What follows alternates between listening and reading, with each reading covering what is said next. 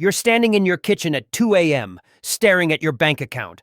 $100,000. Right there. And you know what's wild? You thought this moment would feel like everything finally clicking into place. But instead, you're just standing there, wondering why you still feel exactly the same. Ha ha. Yeah, that's the part nobody warns you about. This is Professor Chalkman, and we need to talk about what actually happens when you hit that magical six-figure number. So you spent years grinding, right? Years of side hustles and saying no to trips you wanted to take. Years of watching your friends buy stuff while you transferred another $200 to savings like some kind of financial monk. You told yourself it would all be worth it when you hit that number. $100,000. The number that separates the struggling from the secure. The number that means you've made it. You've seen the Reddit posts, the YouTube videos, all these people talking about how their life transformed when they crossed that threshold, and you believed them. Here's what you imagined. That first morning after hitting six figures, you'd wake up different,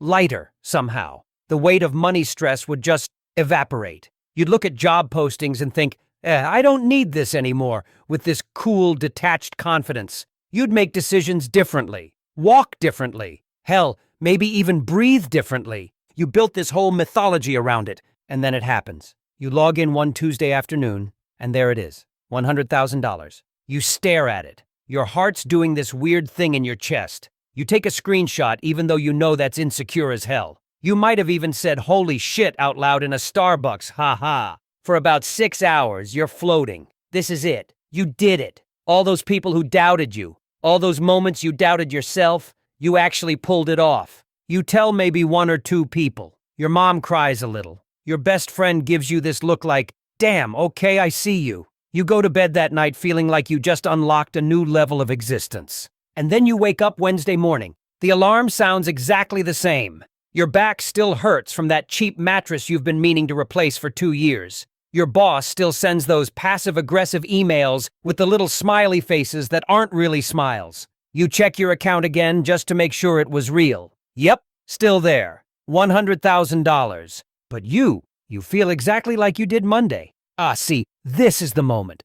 This is where it gets weird, because you realize something you weren't prepared for. Money doesn't actually change who you are. It just changes what you can buy. And most of the stuff you've been struggling with, not for sale. Let me tell you about my friend Mike. Real guy. Worked in tech. Saved aggressively for 7 years. He hit 100K at 32 years old. Called me the day after. And I could hear it in his voice before he even said anything. I thought I'd feel different, he said. I thought this was supposed to fix things. Mike had built his entire identity around reaching that milestone.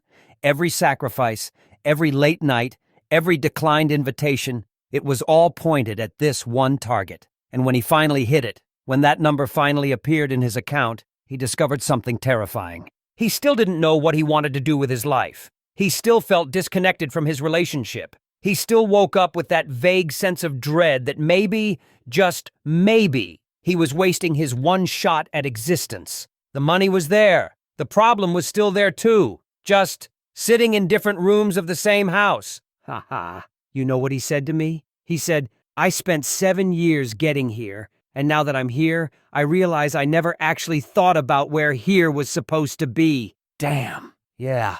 Here's what nobody tells you about hitting $100,000. It doesn't give you clarity. It gives you options. And options, my friend, options can be absolutely paralyzing. When you're broke, your decisions are simple. You need money, so you work. You can't afford things, so you don't buy them. Your path is narrow and clear because it has to be. But when you've got 6 figures sitting there, suddenly you're standing at this intersection with 16 different roads, and every single one of them looks equally valid and equally terrifying. You could quit your job and travel for a year, or you could invest it all and retire early. You could start that business, go back to school, move to a new city, stay exactly where you are and just coast for a while. And the pressure of choosing correctly becomes its own kind of prison, because now you can't blame money anymore. That excuse is gone. If you're still unhappy, still unfulfilled, still lying awake at 3 a.m. wondering if this is all there is, well, whose fault is that? You ever notice how we do this thing where we postpone our real lives? We say, when I hit this milestone, then I'll figure out what I actually want. Then I'll deal with my relationships. Then I'll pursue the thing that actually matters to me. And then we hit the milestone, and we realize, oh no. The milestone was just a distraction from the fact that I never actually did the harder work of figuring out what I'm doing here. Haha, yeah. Money's great at solving money problems. It's useless at solving you problems. Look, I'm not saying $100,000 doesn't matter. It absolutely matters. It's security. It's freedom from certain kinds of stress. It's the difference between one car repair destroying your month and one car repair being an inconvenience. It matters. But here's what actually changes when you hit that number. First, you stop making decisions from desperation. You can walk away from bad jobs, bad relationships, bad situations. That's not nothing. That's actually everything for some people. Second, time becomes real. When you're broke, time is just the thing between you and your next paycheck. But when money's handled, time becomes this precious, finite resource you suddenly realize you've been squandering. That $100K bought you something you can't get back. The awareness that you're going to die someday, and you've been spending your life on things that don't matter. Cheerful stuff, I know. Ha. Third, and this is the big one, you realize money was never the final boss. It was just the tutorial level. The real game is figuring out what you're here to do with the time you have. And that game doesn't have a walkthrough. You're just out here, same as everyone else, trying to figure out what makes you feel alive instead of just employed. I talked to Mike again about a year after he hit his $100K. He'd left the tech job, started a woodworking business that barely broke even. He told me he'd never been happier. The money's still there, he said, but it's not the point anymore. It's just there, like a safety net I don't think about unless I need it. He said the real shift happened when he stopped treating money like a destination and started treating it like a tool to buy himself the freedom to fail at things that actually mattered to him. See, that's the thing about hitting $100,000. It doesn't complete you. It doesn't answer your questions. It doesn't make you into someone you're not. What it does do is remove your excuses. And that can be the most uncomfortable gift you've ever received. Because now you have to confront the real question. If money isn't the problem, what is? Maybe it's that you're in the wrong city with the wrong people doing the wrong work. Maybe it's that you've been so focused on security that you forgot what you actually wanted to be secure for.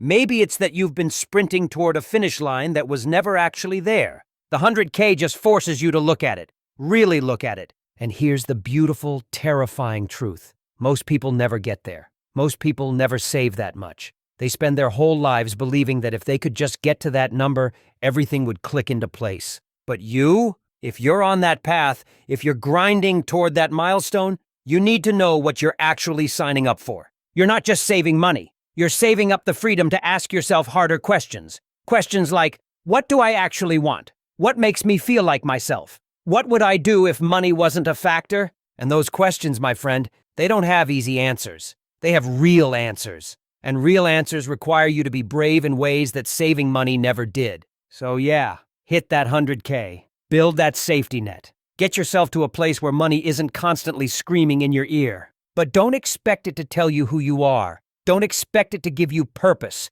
Don't expect it to make you feel complete. Expect it to give you space. Space to breathe.